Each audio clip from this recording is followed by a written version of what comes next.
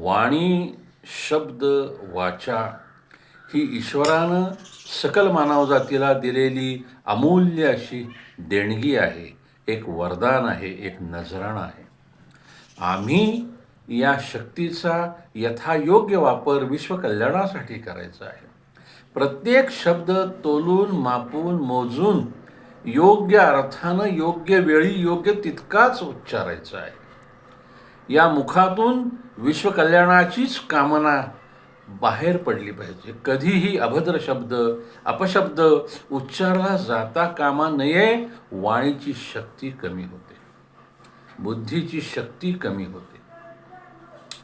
या सगळ्या गोष्टी आपण समजून घेतल्या पाहिजेत, कारण वाणीचा यथायोग्य वापर करण्यानंच आम्ही आध्यात्मिक आणि व्यावहारिक प्रगतीचं शिखर गाठू शकणार आहे, हे समजून घेऊया.